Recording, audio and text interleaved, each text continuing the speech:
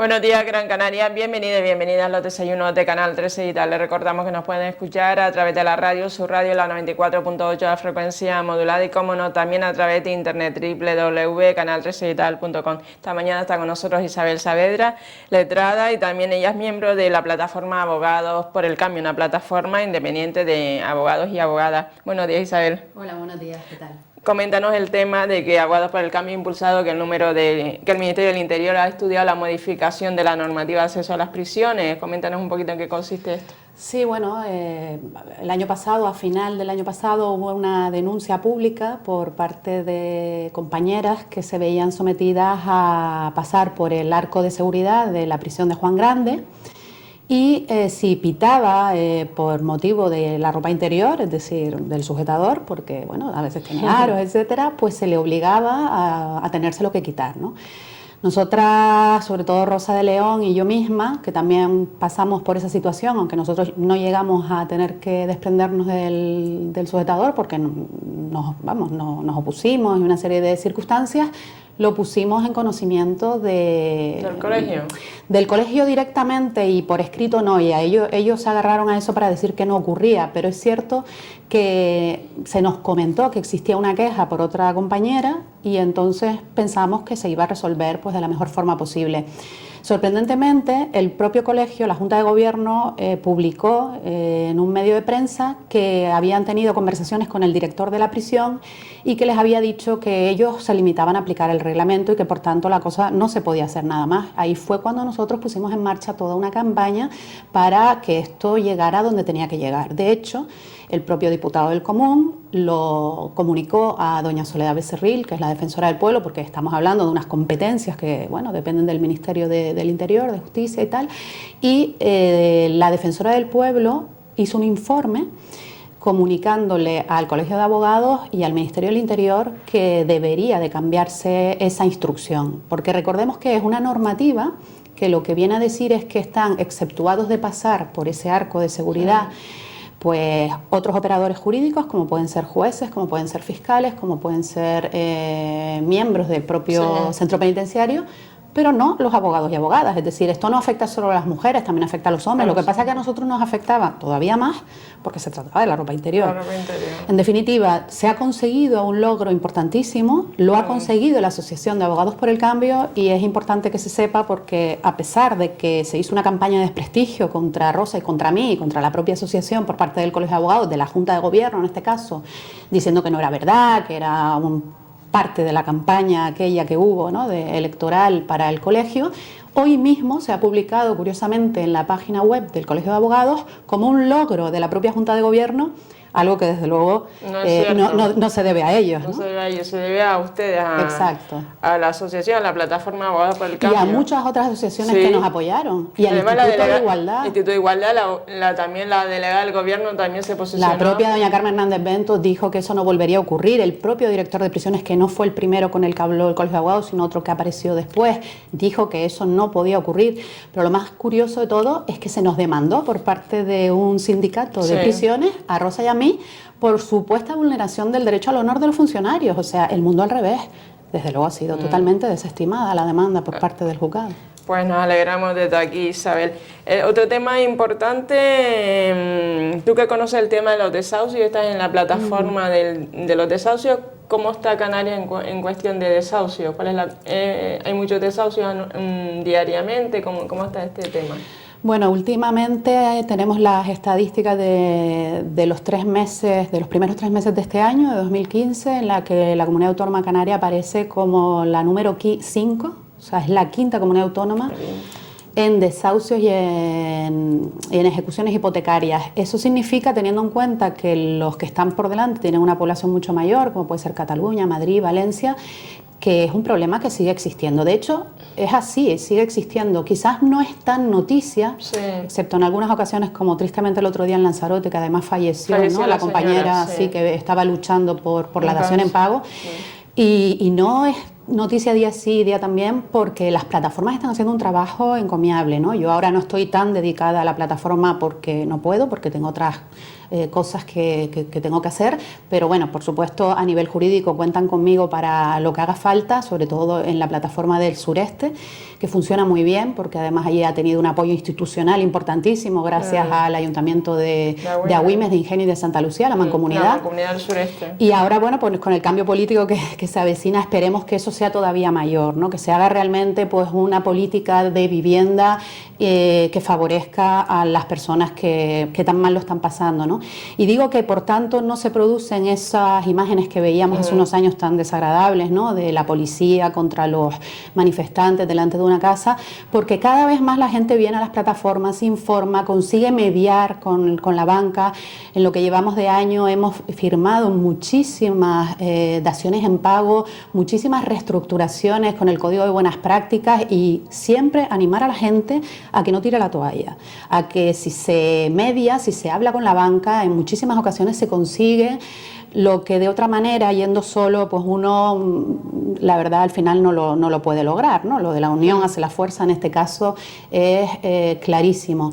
Y por tanto, pues seguir insistiendo en un asunto de vital importancia como es el tema de que la vivienda es un derecho constitucional, y que además existen maneras de evitar que la gente sea echada de sus casas, vivienda digna, efectivamente, porque en Canarias sobre todo ocurre, y lo he visto yo en numerosas reuniones que hemos tenido, que la gente vive en condiciones de precariedad absoluta, hacinadas en muchos casos en viviendas de 40 o 45 metros, 6, 8 personas, porque claro, como no se están sacando lo que son viviendas de promoción pública, hay muy poquitos alquileres de vivienda pública, lo que se está intentando siempre es pues con las pocas que tienes, pues con ese sorteo que también nos parece denigrante, ¿no? Y que ha sido también muy denunciado por la manera en que se entregan las casas sin tener en cuenta, ¿no? Lo que son los factores de cada familia. En definitiva, hay mucho por hacer, pero yo estoy convencida que en esta próxima legislatura se va a avanzar y mucho, y desde luego las personas que nos dedicamos a esto de forma voluntaria estamos ahí para lo que sea, y los partidos políticos que tienen ese interés, que ya además lo han dicho, lo han demostrado, y saben que pueden contar con las plataformas. No solo que pueden, es que deben contar con las plataformas, porque quienes conocen la realidad, no lo olvidemos, son los propios afectados. Esto no es un tema de voy a resolverle el problema a otro. Ellos mismos son los que se empoderan y resuelven sus problemas, ¿no? Y a mí me resulta muy grato, ¿no?, el ver cómo una persona que el primer día viene a la plataforma absolutamente hundida y deprimida, al final acaba sentándose a negociar con el banco, siempre con el apoyo evidente, ¿no?, de los otros miembros de la plataforma, negocia su nueva situación y al final sabe muchísimo más, incluso de cláusulas abusivas, por ejemplo, ¿no?, y de lo que se recoge en la propia escritura, que muchísimos juristas, ¿no? Los temas importantes, Isabel, son el tema de las tasas judiciales. ¿Quiénes están exentos en la actualidad de estas tasas judiciales? Que el fin ha sido recaudatorio. Sí. No hay otro, ¿no? Es curioso porque se señaló en su día, al poner las tasas judiciales, que lo que se recaudaba se iba a invertir en justicia gratuita, en dotar de medios lo que es la justicia gratuita, el turno de oficio. Sí. Se ha visto que no ha sido así. En los años que estuvo las tasas judiciales en vigor, que no sé si llegaron a los 3 años, bueno, ahora siguen, pero ahora explico para quién, no sé si se recaudaron 500 o 600 millones y realmente a justicia gratuita han ido a parar 3 o 5 millones. O sea, ¿el resto del dinero dónde ha ido? ¿Por qué no se explica, ¿no?, en qué se ha invertido? Yo no digo que se haya malversado en absoluto, pero no ha ido a parar a lo que se nos dijo que iba a ir a parar, ¿no? Que además hace muchísima falta que el turno de oficio se dignifique, que exista, bueno, pues más especialización, ¿no? Por ejemplo, el tema de los desahucios sería muy necesario que hubiese un turno de oficio especializado y no lo hay, ¿no? ¿Qué se hizo a raíz de la gran protesta que había en la sociedad y una cohesión absoluta por parte de los juristas, de muchísimos jueces y de fiscales, y se cambia la ley y lo que se hace es que se deja a las personas físicas fuera, o sea, de la obligación de pagar la tasa, tan exenta. Pero sin embargo, las pymes, las pequeñas y medianas empresas, no están exentas, con lo cual en muchas ocasiones nos encontramos con empresarios, pequeños empresarios, que necesitan acudir a la justicia, a los tribunales, y que no pueden hacerlo porque tienen que pagar tasas judiciales, tienen que pagar abogados y tienen que pagar procurador. Entonces, desde luego, hasta que no se quiten las tasas judiciales, entendemos, no solo para las personas físicas, sino también para esas pequeñas y medianas empresas que además tan importantes son en el conjunto de la economía y tan necesarios son que en vez de que se les hunda más, pues se les ayude, ¿no?, a la hora de poder contratar, pues la cosa desde luego no habrá terminado y la lucha no habrá terminado. Y desde Abogados por el Cambio abogamos porque las tasas judiciales efectivamente se eliminen. Pero es una cuestión de voluntad política que no ha existido por parte del Partido Popular a nivel de gobierno central y que hasta que no cambió y se fue Gallardón no se modificó las tasas judiciales y por tanto la única confianza que tenemos es que haya un cambio de gobierno para que esto desde luego se modifique, ¿no?, definitivamente. Isabel, de Abogados por el Cambio, ¿qué principales retos debe abordar el Colegio de Abogados aquí en Las Palmas, ¿no? Nosotros desde Abogados por el Cambio lo llevábamos en nuestro programa en las últimas elecciones que hubo, recuerdo en diciembre, en las que además se renovaba la mitad solamente de los cargos de la Junta de Gobierno. Es llamativo y además nosotros proponíamos en nuestro programa que no fuera así, que cada 4 años se cambie o se vuelva a elegir todo el gobierno, pero no la mitad, porque siempre parece que lo que estás pretendiendo es quedar una pata adentro, no sabemos muy bien por qué, ¿no? Algo debe tener para que la gente se agarre a esos cargos, ¿no? Yo lo desconozco, desde luego. Cambiar un montón de cosas, sobre todo relacionados en lo que a mí me afecta con la sociedad, o sea, considero que el Colegio de Abogados no puede estar al margen de una realidad social que además debe servir a esa sociedad y por tanto hemos propuesto que se mejore y mucho la forma en que se aplica en este caso, por ejemplo, el tema del turno de oficio. Creemos que es absolutamente necesaria una reforma dentro del propio colegio, ver cómo se están haciendo las cosas con el tema de las guardias, con el tema de los propios turnos, ¿no? Y incrementando sobre todo también la especialización a la que me refería antes. Es decir, el tema, las ejecuciones hipotecarias, además se intentó hacer con el Cabildo un convenio, pero al final no sabemos por qué no salió y ahí pues se hubiese hecho de una manera determinante desde mi punto de vista una posible salida para todas esas personas que están siendo ejecutadas y que necesitan abogados que como mínimo pues hayan pasado por un curso en el que sepan efectivamente cómo resolver determinadas cosas, ¿no? Pero hay muchas otras, es decir, el tema, por ejemplo, de las comunicaciones, que sean telemáticas, que sean rápidas, que, bueno, no tengamos que estar llevando papeles que se nos sellen para justificar pues, que hemos tenido una guardia en las 48 horas posteriores a la guardia, ¿no? Que el Colegio de Abogados tenga más delegaciones en el resto de los partidos judiciales, ¿no? Que la gente de San Bartolomé de Tirajana, incluso también los que van a pedir justicia gratuita, se tienen que desplazar al Colegio de Abogados de Las Palmas. ¿No pueden llamar a un teléfono, a una cita previa? No existe cita previa, entonces se producen unas colas tremendas con menores de edad, con mayores que están pasándolo mal en la calle y es una imagen que no solo por el hecho de la imagen, sino porque desde luego se está ya pasándolo y sufriendo una situación penosa como para que encima en el colegio no se les dé pues otro tipo de trato, ¿no? Desde mi punto de vista eso es muy importante, es decir, de cara a la sociedad que el colegio se abra y el colegio se ponga a disposición de la gente y luego pues a otros niveles con otros operadores jurídicos también reclamar pues mayor dignidad, ¿no? para el gremio, ¿no? De abogados y abogadas, porque muchas veces lo mismo que te contaba de la prisión también nos ocurre en los juzgados, ¿no? Que vemos que se nos trata como si nosotros, bueno, pues al fin y al cabo estuviésemos a otro nivel, ¿no?